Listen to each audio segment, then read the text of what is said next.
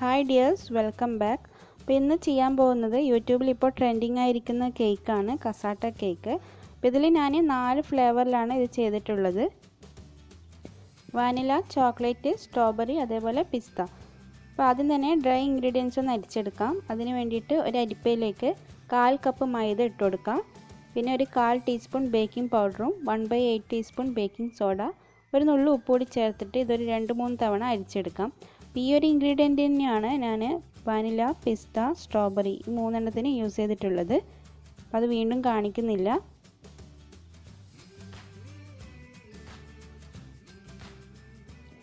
ആദ്യം നമ്മൾ ബേക്ക് ചെയ്യാൻ ഉപയോഗിക്കുന്ന പാത്രം ഒന്ന് പ്രീഹീറ്റ് ചെയ്ത് വെക്കാം. ഇനി ഒരു ബൗളിലേക്ക് ഒരു മുട്ട എടുത്തിട്ടുണ്ട്. അതിലേക്ക് 1/4 ടീസ്പൂൺ വാനില എസൻസും 1/4 ടീസ്പൂൺ സ്ട്രോബെറി മിക്സ് കൂടി ചേർത്തിട്ട് ഇതൊന്ന് ബീറ്റ് ചെയ്യാം. അല്പം ഒന്ന് ബീറ്റായി കഴിഞ്ഞാൽ ഇതിലേക്ക് 2 ടേബിൾ സ്പൂൺ പഞ്ചസാര ഇട്ട് കൊടുക്കുക. പൊടിക്കാത്ത പഞ്ചസാരയാണ് ഞാനിവിടെ എടുത്തിട്ടുള്ളത്.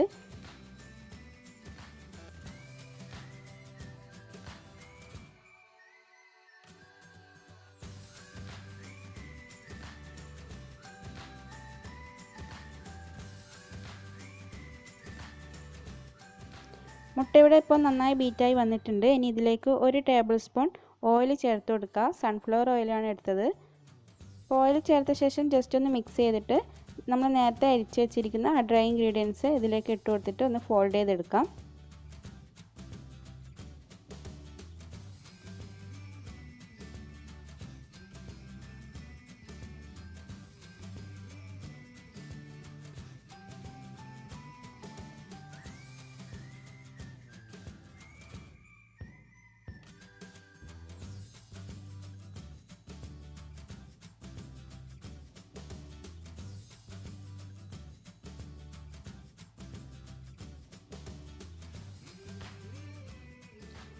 അപ്പോൾ എല്ലാ ഇൻഗ്രീഡിയൻറ്റും ഞാനിവിടെ ഫോൾഡ് ചെയ്തെടുത്തിട്ടുണ്ട്. ഇനി ഒരു 6 ഇഞ്ചിൻ്റെ സ്ക്വയർ ടിൻ എടുത്തിട്ടുണ്ട്. അതിൻ്റെ താഴെയും സൈഡിലും ബട്ടർ പേപ്പർ വെച്ച് ഒട്ടിച്ച് വെച്ചിട്ടുണ്ട്. അതിലേക്ക് ബാറ്റർ ഒഴിച്ച് കൊടുത്തിട്ട് ഒന്ന് ടാപ്പ് ചെയ്ത് പ്രീഹീറ്റ് ചെയ്ത് വെച്ചിരിക്കുന്ന പാത്രത്തിലേക്ക് ഇറക്കി വെച്ചിട്ട് ഒരു 15 മിനിറ്റ് ലോ ഫ്ലെയിമിൽ വെച്ച് ബേക്ക് ചെയ്തെടുക്കാം.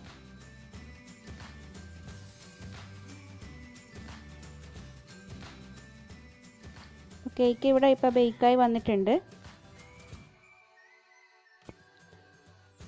അടുത്തതായിട്ട് വാനില സ്പോഞ്ച് കേക്ക് ഉണ്ടാക്കാം. അതിന് വേണ്ടിയിട്ടുള്ള ഇൻഗ്രീഡിയൻസ് ഞാനിവിടെ സൈഡിൽ കൊടുക്കുന്നുണ്ട്. ഒന്നുമില്ല, നേരത്തെ ചെയ്ത അതേ ഇൻഗ്രീഡിയൻ്റ് തന്നെയാണ്. അതിൽ വാനില എസൻസ് മാത്രം ചേർത്തു എന്ന് മാത്രം. ഇനി ഇതിലേക്ക് അരിച്ച് വെച്ചിരിക്കുന്ന ഡ്രൈ ഇൻഗ്രീഡിയൻസ് ചേർത്തിട്ട് ഫോൾഡ് ചെയ്യാം. ഇതും നേരത്തെ ചെയ്ത പോലെ തന്നെ ബേക്ക് ചെയ്തെടുക്കാം.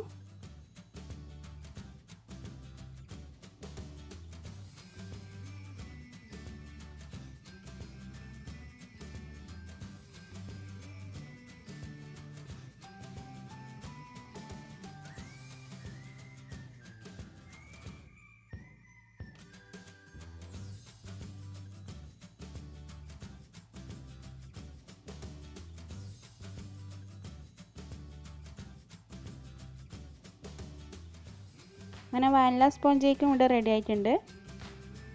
അടുത്തതായിട്ട് പിസ്ത സ്പോഞ്ച് കേക്ക് ഉണ്ടാക്കാം. അതിന് വേണ്ടിയിട്ട് ഒരു മുട്ട എടുത്തിട്ടുണ്ട്. അതിലേക്ക് 1/4 ടീസ്പൂൺ വാനില എസൻസും 1/4 ടീസ്പൂൺ പിസ്ത മിക്സും കൂടി ചേർത്തിട്ട് ബീറ്റ് ചെയ്തെടുക്കാം. അപ്പോൾ അതിലേക്ക് നമ്മൾ അരിച്ച് വെച്ചിരിക്കുന്ന ഈ ഡ്രൈ ഇൻഗ്രീഡിയൻസൊക്കെ ചേർത്തിട്ട് ഫോൾഡ് ചെയ്യാം. ഇതും ആ സെയിം ടിന്നിൽ ഒഴിച്ചിട്ട് ബേക്ക് ചെയ്തെടുക്കാം.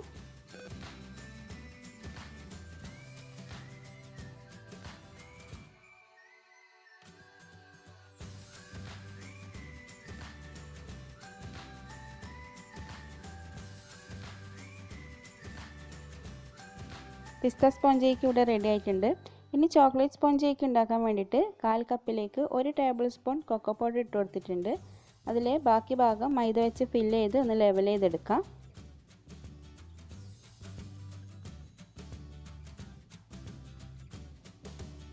ഇനി ഇത് അരിപ്പയിലേക്ക് ഇട്ട് കൊടുത്തിട്ട് അതിലേക്ക് 1/4 ടീസ്പൂൺ ബേക്കിംഗ് പൗഡറും 1/8 ടീസ്പൂൺ ബേക്കിംഗ് സോഡ, ഒരു നുള്ളു പൊടി ചേർത്തിട്ട് 2 തവണ അരിച്ചെടുക്കാം.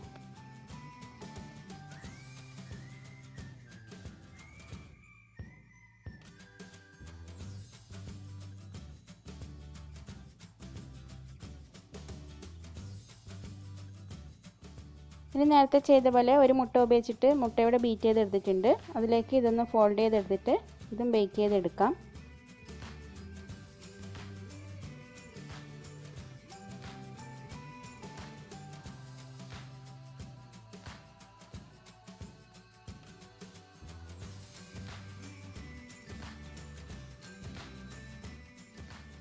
അങ്ങനെ എല്ലാ സ്പോഞ്ച് കേക്കും ഇവിടെ റെഡി ആയിട്ടുണ്ട്.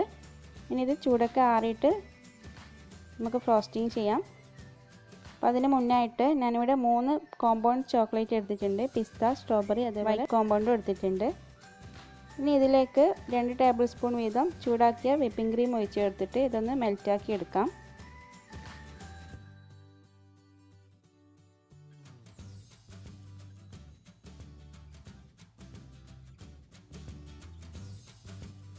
എല്ലാ ചോക്ലേറ്റും ഇവിടെ മെൽറ്റാക്കി എടുത്തിട്ടുണ്ട്. ഇനി ഒരു 1/3 കപ്പ് ഡാർക്ക് കോമ്പൗണ്ട് എടുത്തിട്ടുണ്ട്. അതിലേക്ക് 1/3 കപ്പ് വിപ്പിംഗ് ക്രീം ചൂടാക്കിയിട്ട് അതും ഒന്ന് മെൽറ്റ് ചെയ്തെടുക്കാം. ഇനി ഫ്രോസ്റ്റിംഗ് ചെയ്യാൻ തുടങ്ങാം. അതിന് വേണ്ടിയിട്ട് ബോർഡിലേക്ക് അല്പം ക്രീമാക്കി കൊടുത്തിട്ട് ഫസ്റ്റ് ലെയറായിട്ട് സ്ട്രോബെറി സ്പോഞ്ച് കേക്കാണ് വെക്കുന്നത്. അത് ഷുഗർ സിറപ്പ് വെച്ചൊന്ന് വെറ്റിയതിന് ശേഷം ക്രീം സ്പ്രെഡ് ചെയ്യാം.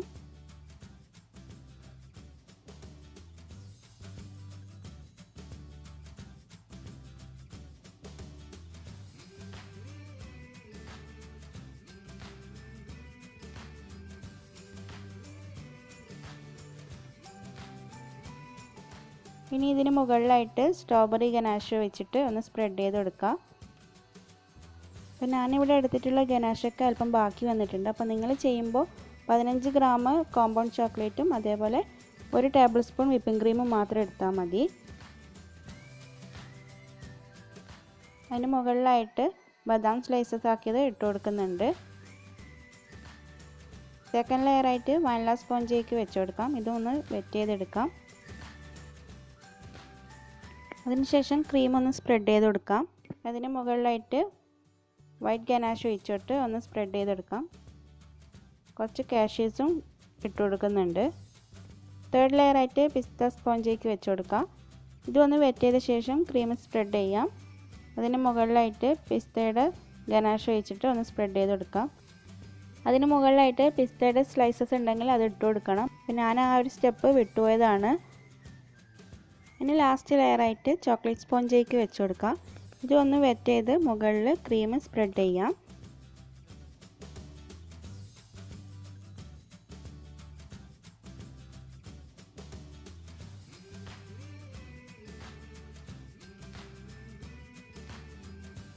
എന്നിട്ട് നന്നായി ഒന്ന് ലെവലാക്കി എടുക്കാം. അതിനുശേഷം ഇതൊരു അരമണിക്കൂർ ഫ്രിഡ്ജിൽ വെച്ച് തണുപ്പിച്ചെടുക്കാം. എന്നിട്ട് ഇതിന് മുകളിലായിട്ട് നമ്മൾ നേരത്തെ തയ്യാറാക്കി വെച്ചിരിക്കുന്ന ഡാർക്ക് ഗനാഷ് ഒഴിച്ചു കൊടുക്കുക. ഇതും അല്പം ബാക്കി വന്നിട്ടുണ്ട്. അപ്പോൾ നിങ്ങൾ എടുക്കുമ്പോൾ 1/4 കപ്പ് വീതം എടുത്താൽ മതി. എന്നിട്ട് വീണ്ടും ഒരു അരമണിക്കൂർ ഫ്രിഡ്ജിൽ വെച്ചെടുക്കാം. അതിനുശേഷം ഈ സൈഡൊക്കെ ഒന്ന് ട്രിം ചെയ്തെടുക്കുന്നുണ്ട്.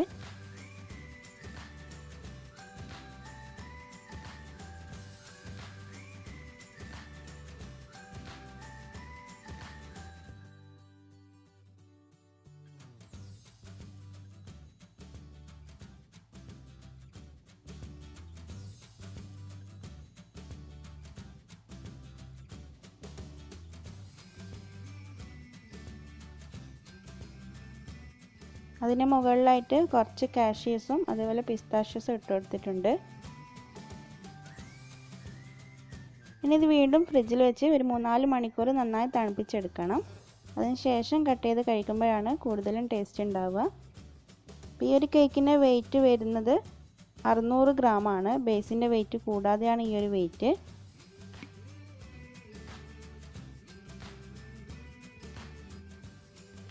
ഈ ഒരു വീഡിയോ നിങ്ങൾക്ക് ഇഷ്ടമായിട്ടുണ്ടെങ്കിൽ എല്ലാവരും ലൈക്ക് ചെയ്യുക, ഷെയർ ചെയ്യുക. ചാനൽ ഇതുവരെ സബ്സ്ക്രൈബ് ചെയ്യാത്തവരുണ്ടെങ്കിൽ സബ്സ്ക്രൈബ് ചെയ്യുക.